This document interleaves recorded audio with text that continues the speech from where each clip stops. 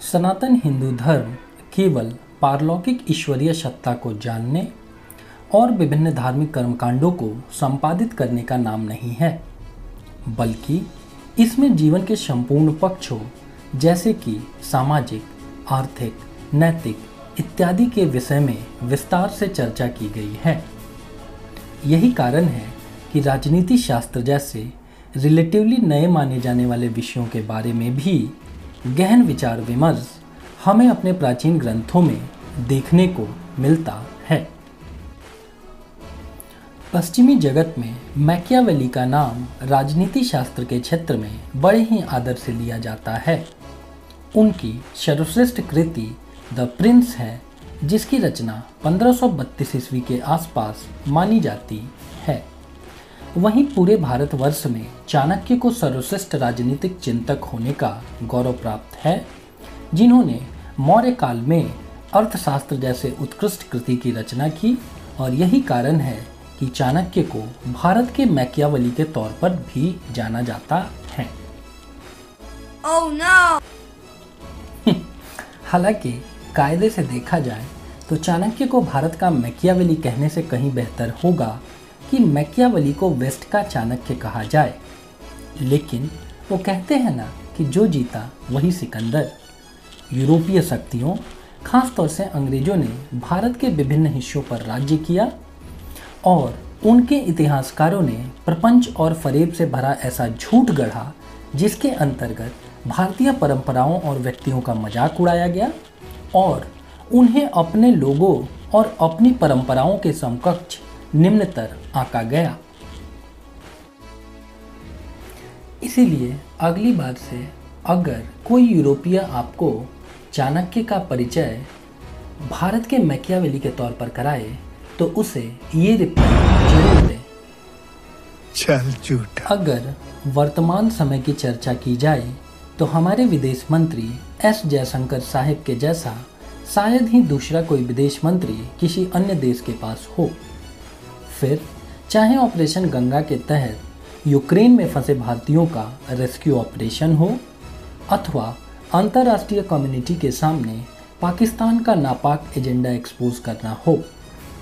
लेकिन खुद उनका भी मानना है कि जब बात इंटरनेशनल डिप्लोमेसी की आती है तो उनके इंस्पिरेशन के दो सबसे बड़े स्रोत भगवान कृष्ण और हनुमान जी महाराज हैं। सुनिए जरा। सबसे बड़े डिप्लोमेट एक श्री कृष्ण थे, एक हनुमान जी थे हैं कि ये बात किस हद तक सच है। तो बात दरअसल तब की है जब भगवान श्री कृष्ण पांडवों के शांति दूत बनकर कौरवों की सभा में आते हैं, जिसमें उस सारे डिस्प्यूट्स को बड़े ही शांतिपूर्वक निपटाने की बात करते हैं। हे महाराज, आप तो स्वयं ज्ञानी हैं और जानते हैं कि शांति कोई प्रस्ताव नहीं जिस पर वाद विवाद चले। आप किसी भी बड़े वॉर इवेंट को उठा करके देख लीजिए, आप हमेशा पाएंगे कि जब जब शांति की जगह युद्ध का चुनाव विभिन्न देशों ने अपने विवादों को निपटाने के लिए किया है, तब तक उनके हाथ विध्वंस और विनाश के अतिरिक्त और कुछ भी नहीं लगा। फॉर एग्जाम्पल, दूसरे विश्व युद्ध के दौरान सीधे तौर पर होने वाली मौतों का अनुमान 5 से 5.5 करोड़ के मध्य लगाया जाता है। साथ ही युद्ध से संबंधित बीमारी और अकाल से अतिरिक्त हुई अनुमानित मौतें भी लगभग 2 से 2.8 करोड़ के मध्य हैं। में पराजय तो एक ही की होती है, किंतु दोनों ही ओर से लड़ने वाले योद्धा वीर गति को प्राप्त होते हैं। तो दूसरा परफेक्ट एग्जाम्पल हमें युधिष्ठिर के राजशूर यज्ञ के समय देखने को मिलता है, जब शिशुपाल द्वारा कुछ कठोर वचन कहे जाने के उपरांत ही भीष्म पितामह अपना आपा खो देते हैं।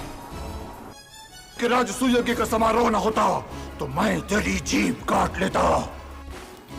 वहीं दूसरी ओर भगवान श्री कृष्ण अपने क्रोध के ऊपर नियंत्रण बनाए रखते हैं और शिशुपाल की 100 गलतियां तक माफ करने को तैयार हो जाते हैं। ये आपका अपमान नहीं कर रहा पितामह, ये मेरा अपमान कर रहा है। इसे बोलने दीजिए। अरे मुझे बोलने के लिए तेरी आज्ञा नहीं चाहिए, समझा? और अब बात करते हैं हनुमान जी महाराज की, जो अशोक वाटिका को छिन्न भिन्न करने के पश्चात रावण के सम्मुख पूरी निडरता के साथ प्रस्तुत होकर अपने स्वामी भगवान राम की शक्ति से उन्हें परिचित करवाते हैं। जय हनुमंत। अतः विनाश का मार्ग छोड़ के श्री राम की शरण में चले जाओ, जिन्होंने एक ही बाण से महाबली बाली को मार डाला और खरदूषण का सेना समेत अंत कर दिया। पॉलिटिकल साइंस की भाषा में इसे डिटरेंस थ्योरी या प्रतिरोधक सिद्धांत कहा जाता है, जिसके अंतर्गत अपराधी को दंड का डर दिखा करके गलत काम करने से रोका जाता है। सुपुत्र, अब भी समय है जानकी जी को लेकर उन शरणागत वत्सल की शरण में चले जाओ। आपने देखा होगा कि भगवान श्री कृष्ण जैसे सर्वशक्तिमान भी दुर्योधन जैसे दुष्ट आदमी के समक्ष सर्व शांति और भाईचारा कायम रखने के लिए झुकने को तैयार हो जाते हैं कि ठीक है भैया, तुम हमको 5 गांव ही दे दो और बदले में पांडव अपना सारा का सारा अधिकार क्षेत्र छोड़ने को तैयार हैं। आज़ादी के बाद हमारे कॉन्स्टिट्यूशन के आर्टिकल 51 में अंतर्राष्ट्रीय शांति और सुरक्षा की अभिवृद्धि की बात कही गई है।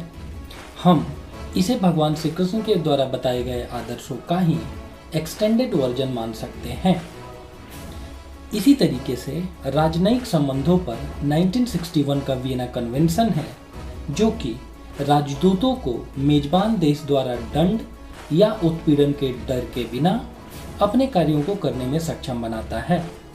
ऐसा ही कुछ वर्णन हम रामायण में भी पाते हैं, जहां विभीषण जैसा सज्जन रावण जैसे दुराचारी व्यक्ति के समक्ष पूरी निर्भयता से यह तथ्य रखता है कि हनुमान जी तो अपने स्वामी के दूत मात्र हैं, इसीलिए किसी भी परिस्थिति में उन्हें शारीरिक दंड नहीं दिया जाना चाहिए।